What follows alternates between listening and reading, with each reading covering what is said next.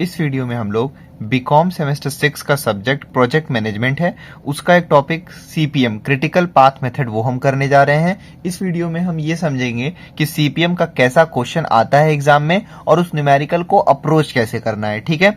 उसके बाद next video में हम और भी क्वेश्चन करेंगे और इससे रिलेटेड मैं 2 पीवाईक्यू जो कि नेशनल पीजी कॉलेज में आ रखे हैं सीपीएम के क्वेश्चन, वो भी मैं करवा दूंगा, ठीक है। फिर उसके बाद आगे हम एक पर्ट का भी क्वेश्चन कर लेंगे, ठीक। अभी हम सिर्फ सीपीएम का देख रहे हैं। सबसे पहले आप स्क्रीनशॉट ले लो क्वेश्चन का।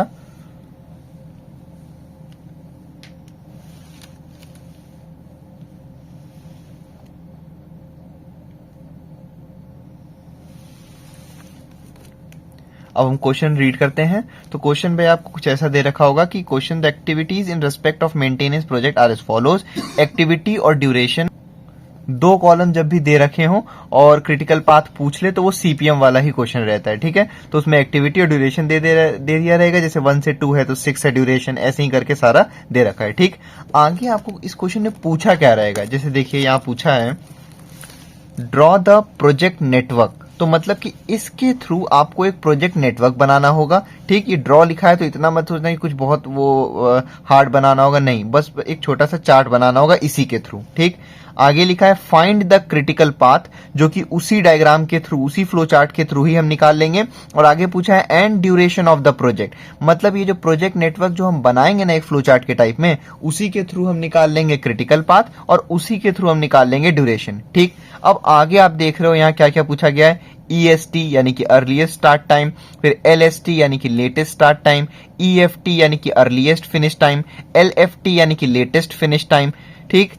थर्ड पॉइंट में लिखा है also calculate slack of head event, slack of tail event, free float, total float and independent float. ये तो मैंने एक पूरा क्वेश्चन एक था बुक का, वही उठा लिया है कि उसमें जैसे हर एक चीज पॉइंट आउट करके दी गई है। तो ऐसा कंफ्यूज ना होना क्या एग्जाम में इतनी ज्यादा चीजें निकालनी होगी। हाँ भाई, निकालना तो होगा ही, जबकि एग्जाम में तो ऐसे आ जाता है। जब मैं पीवाईक्यू करवाऊंगा तो आप देखना, बस ये लिखा रहता है कि एक प्रोजेक्ट नेटवर्क बना दो, क्रिटिकल पाथ और ड्यूरेशन बना दो, और ज्यादा से ज्यादा लिख देगा कि टोटल फ्लोट निकाल दो और इंडिपेंडेंट। तब भी आपको ये सारी चीजें निकालनी ही होगी, चाहे ये पूछे चाहे ना, क्योंकि इसी के थ्रू निकलता है ये सब, ठीक।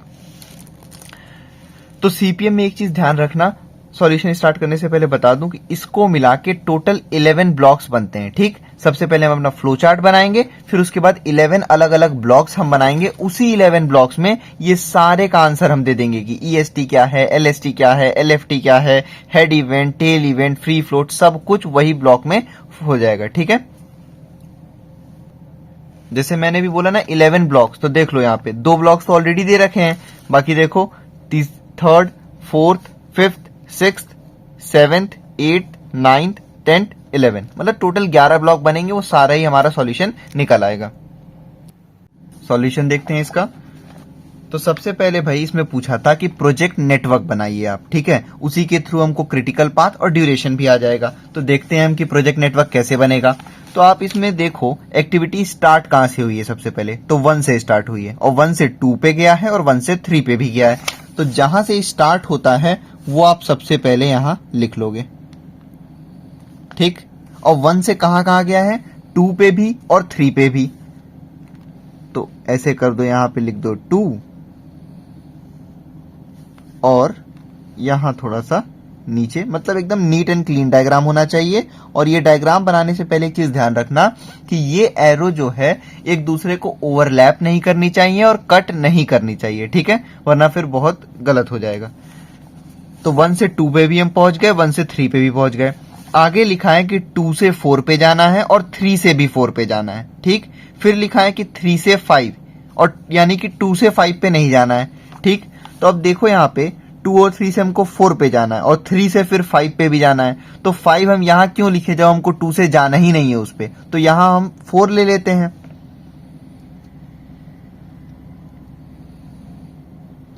और 2 से हमको पहुंचना है 4 पे और फिर 3 से हमको पहुंचना है 4 पे, ठीक। उसके बाद देखिए 3 से जाएंगे 5 पे, तो यहां पे आप लिख दीजिए 5। फिर उसके बाद 4 से भी 6 पे और 5 से भी 6 पे, और 6 है लास्ट, तो 6 को लिखो आप यहां पे। और 4 से एक एरो पहुंचाओ यहां पे, और फिर 5 से यहां पे एरो पहुंचाओ। ठीक है, तो ऐसे एकदम नीट एंड क्लीन आपका डायग्राम बनना चाहिए। तो देख लो आप 1 से 2, 1 से 3, फिर 2 से 4, 3 से 4, और आपका 3 से 5, और 4 से 6, और 5 से 6, इतना बन गया। ठीक, सबसे पहला काम हमारा यही होता है। उसके बाद ये जो ड्यूरेशन लिखा हुआ है ना, ये हम पुट करेंगे कहां पे, तो देखिए ये जो एरो बना हुआ है ना उस पे, जैसे 1 से 2 का ड्यूरेशन है 6, तो 1 से 2 के बीच में आप यहां पे लिख दो 6। फिर है 1 से 3 के बीच में ड्यूरेशन 5, तो 1 से 3 के बीच में यहां पे लिख दो आप 5। उसके बाद है 2 से 4 के बीच में, तो 4 लिख दो। फिर है 3 से 4, कितना है ड्यूरेशन 4, तो 3 से 4 के बीच में आप यहां लिखो 4। फिर है 3 से 5 के बीच में ड्यूरेशन 4, तो यहां लिख दो आप 4। फिर है 4 से 6, ड्यूरेशन कितना है 6, तो यहां पे लिख दो आप 6। फिर है 5 से 6, ड्यूरेशन कितना है 6, तो यहां पे आप लिख दो 6। इतना काम आपका हो गया, ड्यूरेशन आपने पुट कर दिया। अब हमको लिखना होता है जितने भी आपको सर्कल दिख रहे हैं ना, उसके ऊपर आप लिख दो E इज इक्वल टू और L इज इक्वल टू। अभी वैल्यू क्या लिखना है वो छोड़ दो, पहले आप इतना लिखो सबके ऊपर, E इज इक्वल टू और L इज इक्वल टू, फिर E इज इक्वल टू और L इज इक्वल टू, यहां पे भी E इज इक्वल टू और L इज इक्वल टू, फिर ये 5 पे E इज इक्वल टू और L इज इक्वल टू, और लास्ट 6 पे E इज इक्वल टू और L is equal to. E होता है अर्लीस्ट स्टार्ट टाइम, L होता है लेटेस्ट फिनिश टाइम। लेकिन इसका वैल्यू आप डायरेक्ट मत पुट कर देना, जो यहां आएगा वो मैं अभी जब टेबल बनवाऊंगा तो बता दूंगा कैसे पुट करना है आपको वैल्यू। ठीक है, अब देखो कैसे आएगा ये E का वैल्यू। सबसे पहली बात, ये E जहां से भी स्टार्ट हो रहा है, तो यहां देखो इस पूरे नेटवर्क डायग्राम में E कहां से स्टार्ट हो रहा है, 1 से स्टार्ट हो रहा है ना डायग्राम। तो जहां से भी स्टार्ट हो वहां E की वैल्यू लिख दो 0। ठीक, अभी L को आप छोड़ दो, पहले हम सारे पे E का वैल्यू पुट करेंगे, उसके बाद हम L का वैल्यू पुट करेंगे। ठीक, E आ गया कितना 0। अब यहां तो भाई क्योंकि स्टार्ट हो रहा है यहां 0 लिख दिए। अब आगे वाले पे कैसे आएगा, तो हमको ऐड करते चलना है। तो यहां देखो, और देखो ऐसा ही नहीं कि सीधे सीधे ऐड करना है, एक जगह ऐसा भी आएगा जैसे यहां 4 देख रहे हो, तो यहां 2 रास्ते हैं, 2 से भी 4 है, 3 से भी 4 हो, तो यहां केवल ऐड करने से बात नहीं बनेगी, क्योंकि यहां से ऐड करोगे कुछ और वैल्यू आएगी, यहां से ऐड करोगे कुछ और वैल्यू आएगी। ठीक, तो वो हम देखेंगे कि कौन सी वैल्यू हमको वहां लेनी है। ठीक, चलो अभी स्टार्ट करते हैं। तो सबसे पहले ये 0 है, और यहां 2 पे जाने का एक ही रास्ता है, तो 0 + 6, E की वैल्यू यहां लिख दो 6। फिर आओ यहां 3 पे, तो 3 पे जाने का एक ही रास्ता है, तो E की वैल्यू है 0 और ये ड्यूरेशन है 5, तो 0 + 5 यहां लिख दो 5। 3 के बाद आता है 4, 4 पे जाने के 2 रास्ते हैं, एक है 2 से 4 जाना, एक है 3 से 4 जाना। जब भी 2 रास्ते हो कहीं पे पहुंचने के लिए, तो उस केस में E आपको निकालना है, तो आप लोगे मैक्सिमम नंबर, मतलब कि ऐड करने पे जो मैक्सिमम नंबर आएगा आप वो लोगे, पहली चीज ध्यान रखना। और जब L वाला आप करोगे ना, जब L वाला कैलकुलेशन करोगे, तो उस कंडीशन में मिनिमम नंबर आपको लेना है। वो जब L वाला आएगा तब बताता हूं आपको क्या करना है। चलो अभी E पे वापस आ जाओ। तो यहां देखो आप 2 से जब 4 पे पहुंचोगे तो 6 + 4 10, तो सीधे वैल्यू मत लिखो यहां पे, क्योंकि एक और रास्ता है। तो यहां देखो 5 + 4 9। अब आप बताओ 5 + 4 आ रहा है 9, 6 + 4 10, कौन सा बड़ा वैल्यू है, तो 10। हमने पढ़ा है E के केस में हमको मैक्सिमम वैल्यू लेनी है, तो 6 + 4 10। समझ में आ गया, क्योंकि ये 5 + 4 9 छोटी वैल्यू थी, इसलिए हमने ये वाला ले लिया। आगे बढ़ते हैं, 5 पे आ जाओ। 5 पे जाने के केवल एक रास्ते हैं, 3 से 4, तो देखो 5 + 4 यहां लिख दो 9। ठीक, फिर उसके बाद अब है लास्ट 6, 6 पे जाने के 2 रास्ते, 4 से भी जा सकते हो 6 पे, 5 से भी जा सकते हो 6 पे, तो फिर वही वाला फॉर्मूला अपनाओगे। सबसे पहले आप ऐड कर लो, 10 + 6 16 आ रहा है। ठीक है, फिर देखो यहाँ पे 9 + 6 15, फिर से देखना आप यहाँ पे 10 + 6 यहाँ 16 आ रहा है, यहां से पहुंचने पे 16 और यहां से पहुंचने पे 15, कौन सा बड़ा वैल्यू है 16, तो 10 + 6 यानी कि 16, वो आप यहां पे लिख दोगे। समझ में आ गया। तो E का वैल्यू ऐसे आपको पुट करना है, स्टार्ट करोगे 0, फिर ऐड करते चलोगे, जहां पे भी 2 रास्ते हो तो वहां पे जो मैक्सिमम वाली वैल्यू होगी वो ले लोगे आप। ठीक है, अब आते हैं L पे। जैसे ई में क्या था, अर्लीस्ट स्टार्ट टाइम हम ले रहे थे, तो इसीलिए हम स्टार्टिंग पॉइंट से चल रहे थे और उसको 0 हमने लिख दिया था। अब एल का मतलब होता है लेटेस्ट फिनिश टाइम, जहां खत्म हो रहा है, तो फिनिश कहां पे हो रहा है, 6 पे, तो हम यहां से स्टार्ट करेंगे। ठीक, जो भी ई का वैल्यू आया रहेगा वही आप एल पे लिख देना। जैसे यहां पे 0 कर रहे थे ना, वो मत गलती कर देना एल में। एल में क्या करना है आपको, जो ई की वैल्यू आई है वही एल की वैल्यू हो गई। ठीक, अब बैकवर्ड चलते चलो, आप माइनस करते चलोगे, तो जहां पे एक रास्ते हो कहीं पहुंचने के, तो वहां पे सीधे माइनस करके लिख देना। जहां पे 2 रास्ते हो कहीं भी पहुंचने के, तो वहां पे आप क्या करोगे, माइनस करना और मिनिमम वाला वैल्यू लेना। जैसे ई के केस में मैक्सिमम लेते थे, तो एल के केस में मिनिमम वाला लेंगे। चलिए अब स्टार्ट करते हैं। तो 16, 5 पे जाने का केवल एक रास्ता है 6 से, तो 16 माइनस 6 कर दो आप, आ गया 10। 6 से 4 पे जाने का केवल एक ही रास्ता है, तो 16 माइनस 6 कर दो आप 10। अब आते हैं 3 पे। देखो 3 पे पहुंचने का एक तो 4 से भी रास्ता है और एक 5 से भी रास्ता है। ठीक है, तो यहां पे आप माइनस करोगे, जो मिनिमम वैल्यू होगी वो लोगे। तो यहां से देख लो आप, अगर हम 4 से 3 पे पहुंचते हैं तो 10 माइनस 4 आ रहा है 6। अगर हम 5 से 3 पे पहुंचते हैं तो 10 माइनस 4 आ रहा है 6, सेम ही वैल्यू आ रही है, तो यहां पे आप 6 लिख दो। ठीक, आगे बढ़ते हैं। यहां 2 पे जाने का केवल एक ही रास्ता है, तो 10 माइनस 4 6।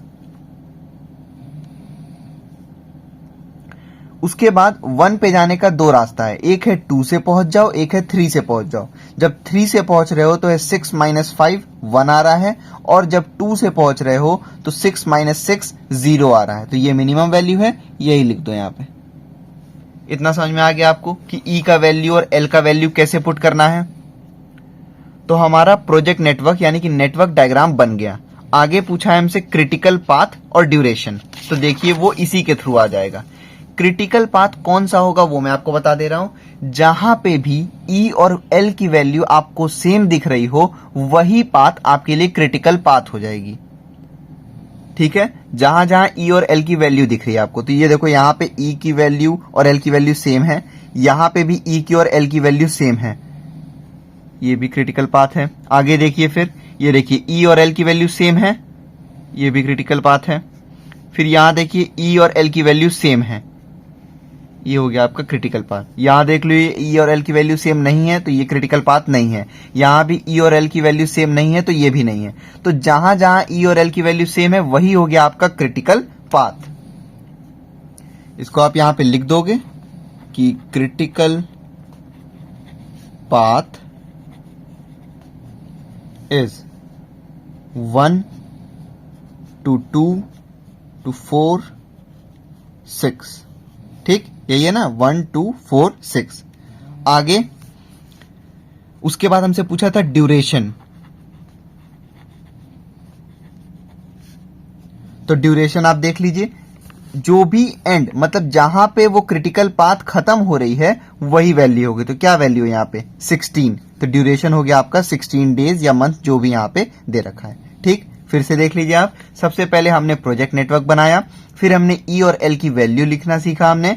उसके बाद हमसे पूछा था क्रिटिकल पाथ क्या है, तो जहां जहां ई और एल की वैल्यू सेम है वो हो गई हमारी क्रिटिकल पाथ, तो 1 2 4 6 वो हो गई क्रिटिकल पाथ। और ड्यूरेशन पूछा है, तो जहां पे एंड हो रहा है वही वैल्यू हो जाती है हमारी ड्यूरेशन, तो ये हो गया 16। ठीक, ये देख लो 6 + 4 10 + 6 16, वही आ गया। ठीक है, पहला पार्ट हमने क्लियर कर लिया। आगे हमसे ये EST LST ये सब पूछा है, और मैंने आपको बताया एग्जाम में ये सारी चीजें लिखी नहीं होंगी, ज्यादा से ज्यादा ये लिख देता है कि टोटल बता दो, फ्री बता दो और इंडिपेंडेंट, और आपको निकालना सब पड़ेगा। कितने टोटल कॉलम, 11 कॉलम हमको बनाने पड़ते हैं इन दोनों को मिला के। तो आप क्या करोगे, ऐसे 11 कॉलम बनाओगे। ठीक है, और ध्यान रखना कि जैसे क्वेश्चन में ये पूछा रहेगा टोटल, फ्री, इंडिपेंडेंट, तो भी आप ये सब बना ही देना। हाँ, आगे देखते हैं अब एक्टिविटी और ड्यूरेशन। पहले जो आपके क्वेश्चन में लिखा है वही एज इट इज कॉपी कर दो, पहले दोनों कॉलम। तो ये आपका 1 से 2, फिर है 1 से 3, फिर है 2 से 4, ठीक है, फिर है 3 से 4, फिर है 3 से 5, फिर है 4 से 6 और 5 से 6। ठीक है, अब ड्यूरेशन भी पुट कर देते हैं क्वेश्चन से। तो 1 से 2 पे है 6, 1 से 3 पे है 5, 2 से 4 पे है 4, 3 से 4 पे है 4, 3 से 5 पे है 4, 4 से 6 पे है 6, 5 से 6 पे है 6। इतना हो गया आपका। अब ये सारी चीजें हमको निकालनी है।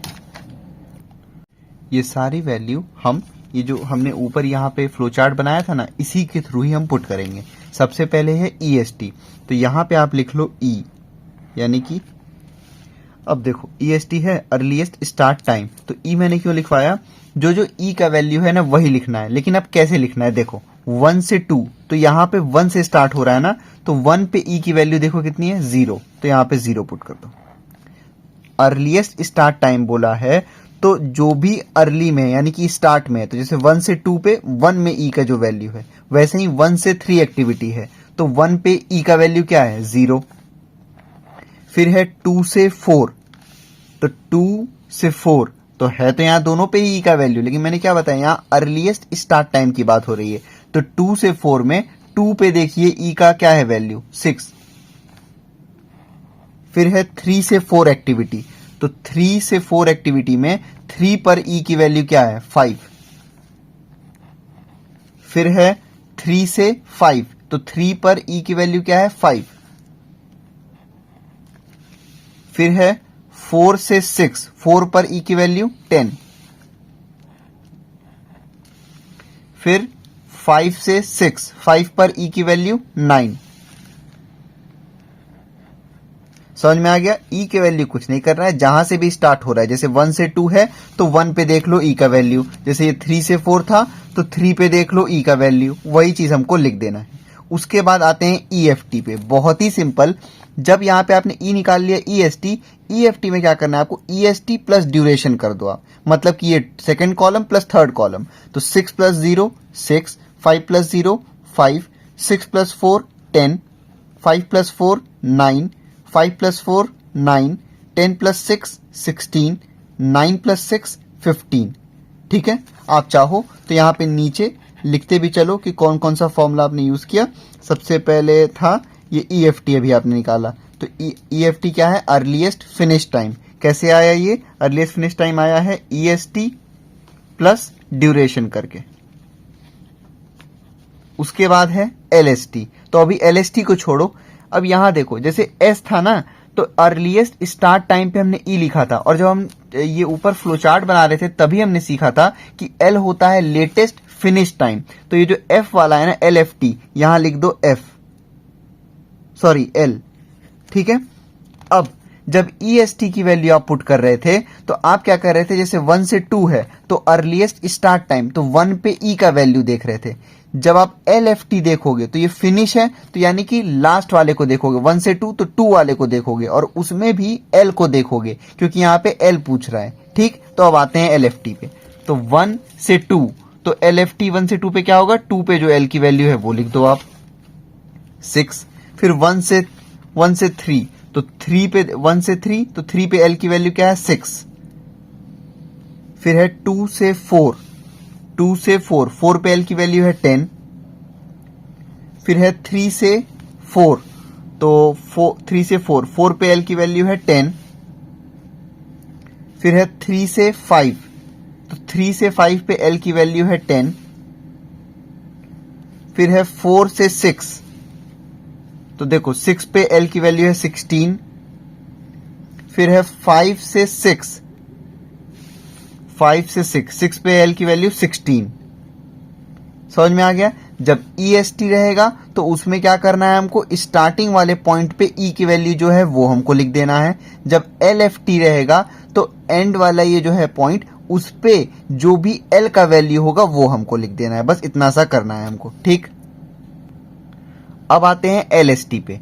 देखो यहाँ पे हमने निकाला था EST, तो EFT कैसे निकाला था, EST प्लस ड्यूरेशन कर दिया था, और यहाँ पे एक L वाला पता है, दूसरा वाला हमको निकालना है। तो जब यहाँ पे हमने प्लस किया था ना, तो बस इसी का अपोजिट कर दो, यहाँ पे माइनस कर दो आप। ठीक, तो यहाँ आप करोगे LFT माइनस ड्यूरेशन, यानी कि 6 माइनस 6 तो 0, फिर 6 माइनस 5 तो 1, 10 माइनस 4 तो 6, 10 माइनस 4 6, 10 माइनस 4 6, 16 माइनस 6 10, 16 माइनस 6 10।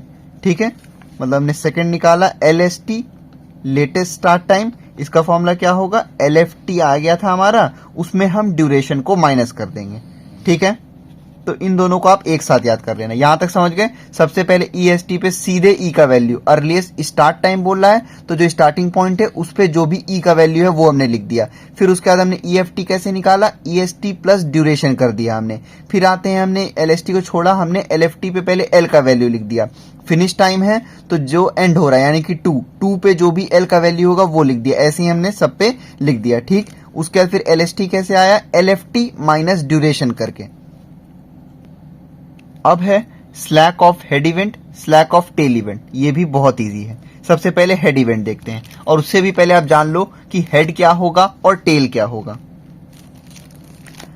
जैसे ये 1 से 2 है तो 1 यहां पे हो गया टेल और 2 हो गया यहां पे हेड। ठीक, अब जब भी आपको पूछे कि स्लैक ऑफ हेड इवेंट बताओ तो आपको ये पता चल गया कि पहला वाला होता है टेल, दूसरा वाला हेड। तो जैसे आप एक्टिविटी कर रहे हो 1 से 2 तो 2 है हेड, तो यहां देख लो कि 2 पे E और L का डिफरेंस क्या होगा, तो 0, वही हो गया यहाँ पे हेड इवेंट। ऐसे ही जब आपसे पूछ ले स्लैक ऑफ टेल इवेंट तो उसका भी हम आगे करेंगे। स्लैक ऑफ टेल इवेंट जैसे पूछा है तो 1 से 2 है तो 1 है टेल, तो 1 पे देख लो E और L का डिफरेंस 0, तो यहाँ पे लिख दो। ठीक है, तो अभी हम पहले हेड वाला करते हैं। सेम ऐसे ही सारी एक्टिविटी के लिए होगा। जैसे 1 से 2 पे 2 है हेड, तो 1 से 3 पे 3 है हेड, तो 3 वाले पे E और L का डिफरेंस जो भी होगा वो ले लेंगे। ठीक, चलिए करते हैं हेड इवेंट को। सबसे पहले 1 से 2, तो 2 पे देखिए E और L का डिफरेंस 6 माइनस 6 0। फिर है 1 से 3 एक्टिविटी, तो यहां पे हेड क्या हुआ 3, तो 3 पे देखिए L और E का डिफरेंस 6 माइनस 5 1। फिर है 2 से 4, तो 4 यहां पे हेड है, 4 पे E और L का डिफरेंस देखिए E और L, तो L 10 माइनस 10 0 हो गया ये। फिर उसके बाद है 3 से 4, तो 4 है हेड यहां पे, तो 4 का भी हमने देखा L और E का डिफरेंस 0 है। फिर है 3 से 5, 5 यहां पे हेड है, तो 5 पे डिफरेंस देखिए E और L का 10 माइनस 9 1। फिर उसके बाद है 4 से 6, 6 हो गया हेड, 6 पे आइए 16 माइनस 16 0। फिर है यहाँ पे 5 to 6, 6 फिर से है यहाँ पे हेड, तो 16 माइनस 16 0। समझ में आ गया। अब टेल इवेंट का ऐसे ही होगा। अभी तक हम ये वाले को देख रहे थे, अब हम इसको देखेंगे क्योंकि टेल इधर वाला होता है। ठीक है, तो 1 से 2 में 1 है टेल, 1 पे E और L का डिफरेंस 0। फिर 1 से 3 फिर से 1 पे E और L का डिफरेंस तो 0। फिर है 2 से 4, तो 2 हो गया यहाँ पे टेल, 2 पे देख लो L और E का डिफरेंस 6 माइनस 6 0। फिर है 3 से 4, तो 3 है टेल, 3 पे 6 माइनस 5 1। फिर उसके बाद है 3 से 5 फिर से, मतलब 3 टेल है तो 6 माइनस 5 1। फिर है 4 से 6, तो 4 है यहाँ पे टेल, तो 4 पे डिफरेंस देखो L और E का 0। फिर है 5 to 6, 5 टेल है, तो 5 हो गया 10 माइनस 9 1। समझ में आ गया। तो स्लैक ऑफ हेड इवेंट ये 1 से 2 जैसे है, तो इधर वाला हेड हो गया, इधर वाला टेल। जब हेड इवेंट का पूछे तो हेड वाले पे L और E का जो भी डिफरेंस होगा वो बता देना। जब टेल इवेंट पूछे तो टेल वाला जो भी है एक्टिविटी का, उसका E और L के बीच का डिफरेंस बता देना। ठीक, अब आते हैं टोटल, फ्री और इंडिपेंडेंट पे। टोटल को देख लेते हैं, फिर फ्री और इंडिपेंडेंट का एक साथ देखेंगे। टोटल होगा LST माइनस EST, तो यहां आप लिख लो total is equal to LST minus EST। तो LST है 0, EST है 0, 0 माइनस 0 ये हो गया 0। फिर है 6 माइनस 0, सॉरी ये है LST ना, तो 1 माइनस 0 तो 1 हो गया। फिर है आपका 6 माइनस 6 तो 0 आ गया। फिर है 6 माइनस 5 तो 1। फिर है 6 माइनस 5 1। फिर है 10 माइनस 10 0। फिर है 10 माइनस 9 1। फ्री और इंडिपेंडेंट को देखो साथ में क्यों बोला हूं, यहां लिखो आप पहले फ्री। फ्री का फॉर्मूला होगा टोटल माइनस हेड। ठीक है, ये फ्री के बगल में है ना टोटल, इसमें से हेड को माइनस कर देना। अब यहाँ पे हेड को माइनस किए हो तो जब इंडिपेंडेंट वाला आपको निकालना होगा तो उसमें आपको माइनस कर देना है टेल, लेकिन टोटल से नहीं माइनस करना है, तब आपको माइनस करना है फ्री से। ठीक, तो फ्री का फॉर्मूला हो जाएगा टोटल माइनस हेड और इंडिपेंडेंट का हो जाएगा फ्री माइनस टेल। ठीक, तो अब यहां पे आते हैं पहले इस वाले पे, टोटल माइनस हेड, तो 0 minus 0 0, 1 minus 1 0, 0 minus 0 0, 1 minus 0 1, 1 minus 1 0, फिर 0 माइनस 0 0 और 1 माइनस 0 1। ठीक है, इंडिपेंडेंट पे आ जाओ। फ्री और इसको साथ में क्यों बोला हूं, क्योंकि इसमें हेड और टेल वाला था, तो फ्री में हमने क्या किया, टोटल में से हेड को माइनस किया था। इंडिपेंडेंट में क्या करोगे, फ्री में से टेल को माइनस कर दोगे। ठीक, तो 0 माइनस 0 0, 0 माइनस 0 0, 0 माइनस 0 0, 1 माइनस 1 0, फिर ये देखो 0 माइनस 1 आना कितना चाहिए, -1, लेकिन माइनस में जब भी वैल्यू आए तो उसको माइनस में ना लिख के आप 0 लिख देना। ठीक, फिर 0 माइनस 0 0 और 1 माइनस 1 0। ठीक है, तो एक बार फिर से क्विक रिकैप ले लेते हैं इसका। सबसे पहले हमसे पूछा था कि नेटवर्क डायग्राम बना दो, तो हमने बना दिया। ठीक, उसके बाद हमने खुद से निकालना होता है यहाँ पे ई और एल का वैल्यू, हमने सीख लिया कैसे निकालेंगे। और हमने ये भी सीख लिया कि जब हम ई का निकालते हैं ऐड करके यहाँ पे, तो जैसे कि कई यहाँ पे तो एक रास्ता था, तो 0 + 6 6 कर दिया हमने। जिस जगह पे पहुंचने के दो रास्ते हो, जैसे 4 पे पहुंचने के एक 2 से भी रास्ता है, एक 3 से भी रास्ता है, तो उस कंडीशन में जब ई निकालेंगे तो मैक्सिमम वाला वैल्यू लेंगे। ठीक, वैसे ही हम एल से जब पीछे से स्टार्ट करते हैं तो जहां पे भी दो रास्ता होगा, जैसे यहां से 4 से 2 पे आने के सॉरी यहाँ पे 3 पे देखिए, 3 पे पीछे से आने का एक 4 से रास्ता था और एक 5 से रास्ता था। तो भाई 4 से पहले हमने देखा 10 - 4 आ रहा था 6, यहां से हमने देखा 10 - 4 6, तो ये बराबर ही आ रहा था। अच्छा, यहाँ पे 1 पे जाने के दो रास्ते थे, एक था 6 - 5 1 और एक था 6 - 6 0, तो जो भी मिनिमम वाला होगा वो हमने यहाँ लिख दिया, मतलब कि ई के केस में मैक्सिमम वाला और एल के केस में मिनिमम वाला। उसके बाद हमसे पूछता है क्रिटिकल पाथ, तो जहां जहां ई और एल की वैल्यू सेम है वो हो गया क्रिटिकल पाथ। उसके बाद है ड्यूरेशन, तो कुछ नहीं करना है, ये जो लास्ट वाले पे जो वैल्यू है वही लिख देना। जैसे यहाँ 16 था, ये 6 + 4 10 + 6 16, यही वाले वैल्यू को आप यहाँ पे लिख दोगे। उसके बाद फिर हम क्या करेंगे, एक्टिविटी और ड्यूरेशन जैसे दिया है वैसे ही लिख देंगे और उसके आगे 9 कॉलम बनाते हैं, EST EFT LST LFT, head tail total free independent. सबसे पहले हम EST को E लिख देते हैं और जो भी जैसे यहाँ पे अर्लीस्ट स्टार्ट टाइम है तो स्टार्ट वाले पे E का जो भी वैल्यू होगा वो हम लिखते चलेंगे।